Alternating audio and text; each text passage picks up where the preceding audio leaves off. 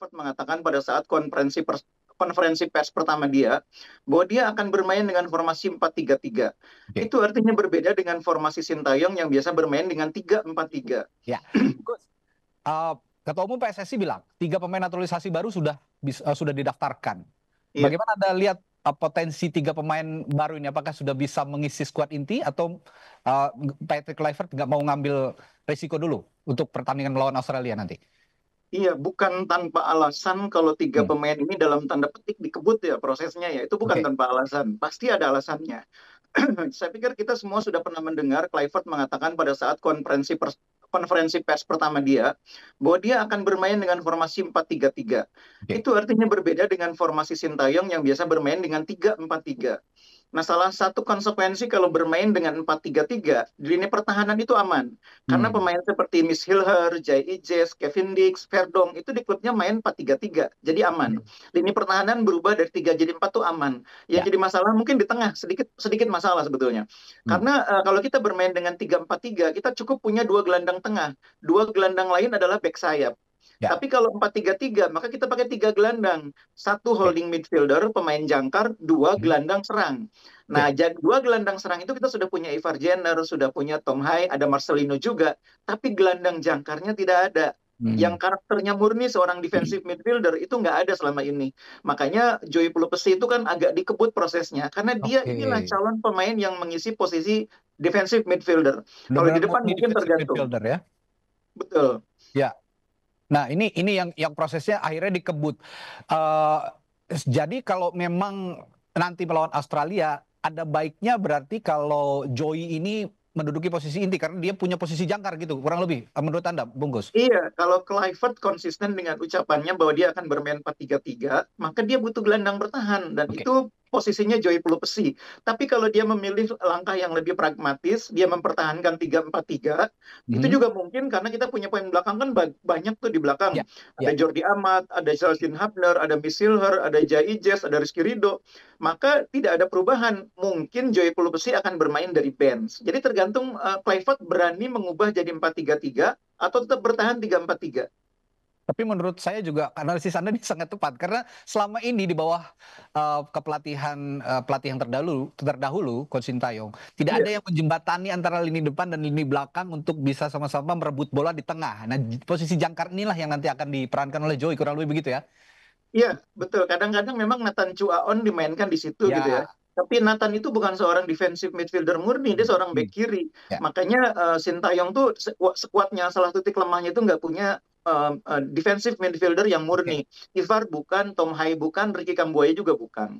Oke, itu defensive midfielder. Tapi ada juga nama Emil Audero Mulyadi yang kita tahu punya statistik mentereng Iya. di Liga Italia baik di Serie A maupun di Serie B. Sekarang kan di Palermo ya di Serie B, tapi sebelumnya dia bermain di Juventus, bermain di Inter Milan, di Sampdoria begitu.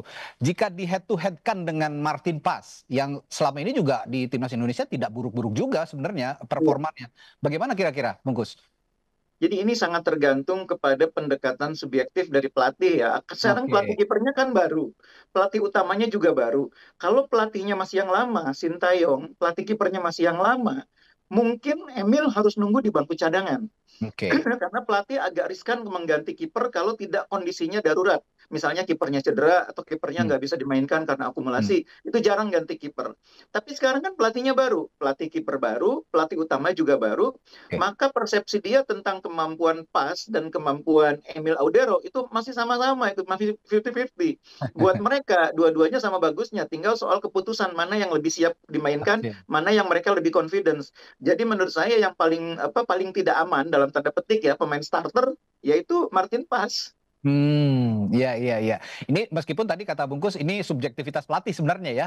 Bagaimana melihat ya mana yang lebih apa ya, lebih siap begitu kalau kalau dimainkan melawan Australia nanti. Iya, Tapi kalau dengan situasi seperti sekarang, ini baru ke Australia kalau nggak salah 17 Maret nanti. Itu artinya hanya iya. 3 hari. Mereka berkumpul dan latihan bersama menjelang pertandingan. Ini sebenarnya untuk posisi kiper lebih lebih cocok untuk yang dimainkan sudden play itu yang mana? Iya, ini hambatan terbesar timnas kali ini memang waktu ya. Hmm. Dengan jumlah latihan mungkin hanya sempat 2 kali berlatih, mereka Ya, latihan bersama di Australia nanti. Itu memang akan sangat sulit sebetulnya bagi pelatih untuk membuat penilaian ya. Ini jadi soal balik lagi soal subjektivitas, soal keyakinan siapa yang paling ya, pas.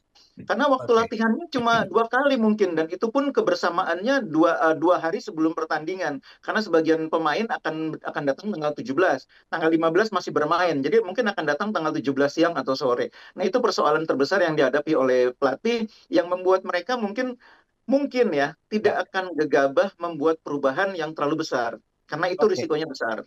Oke. Satu lagi kalau begitu kita beranjak ke posisi back kiri, di mana di situ ada pemain naturalisasi baru juga yang bernama Dean James. Di sisi yang sama, di posisi yang sama ada nama Calvin Verdong yang juga punya statistik bagus di timnas lah sejauh ini. Bagaimana nih bungkus analisisnya? Jangan lupa di sana masih ada Sen Patinama, Itu masih dia, ada Justin nama Patinama dua juga. Pratama Arhan, Nathan Iya. Chuaon.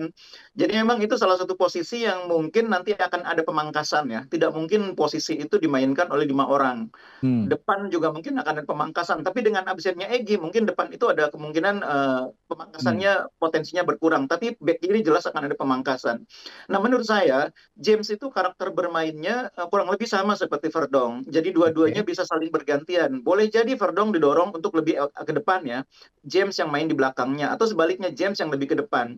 Tapi kalau menurut saya melawan Australia ini kan kita sangat mungkin bermain lebih lebih defensif ya. Ya. Lebih menunggu tidak akan seofensif kalau main di Jakarta. Hmm. Karena itu mungkin salah satu di antara mereka yang akan bermain, tidak mungkin dua-duanya.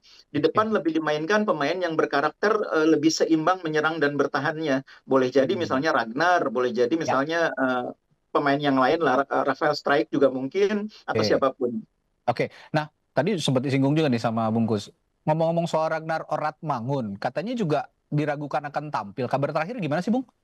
Iya, memang kondisinya tidak terlalu bagus ya, terutama Hmm. karena memang secara keseluruhan dia itu di klubnya kan menit bermainnya tidak sebanyak pemain-pemain yang lain. Oke. Nah, ini juga pertanyaan bagi Kluivert. Ragnar ini kan termasuk pemain reguler di zamannya Sintayong ya. Ya, betul. Sementara Kluivert ini pendekatannya kan kalau pemain itu main di tim nasional, di klub pun harus main supaya match fitness-nya itu Oke. terjaga, bukan sekedar bugar aja, tapi Oke. match fitness, bugar secara permainan. Itu kan berbeda dengan Oke. bugar hasil latihan. Nah, itu yang mungkin menjadi salah satu alasan kalau Ragnar itu nanti tidak jadi starter, argumennya pasti karena itu. Oke, terakhir sedikit saja singkat. Untuk Ole Romani, ini kan akan menjadi panggung pertamanya dia di timnas Indonesia. Kira-kira Kluivert punya kans untuk memainkan Ole Romani? Keuntungannya dia ini kan bisa dibilang striker murni satu-satunya. Yang Ya. lain itu tidak ada yang betul-betul striker murni. Hmm. Jadi peluang dia dimainkan tuh lebih besar dibanding Oke. semua pemain baru yang lain. Ini yang justru Ole yang punya peluang paling besar ya, Bung Gus ya. Iya, betul. Dimainkan jadi starter melawan Australia nanti. Menarik. Kita akan terus tunggu. Mudah-mudahan persiapan 3 hari ini menjadi persiapan yang optimal untuk melawan Amin, Australia amin. yang sudah bertahun-tahun bersama ya dibandingkan Iya. skuad-skuad yang kita susun sekarang berkumpul dengan hanya waktu 3 hari. Baik, terima kasih Bung Gusnaini.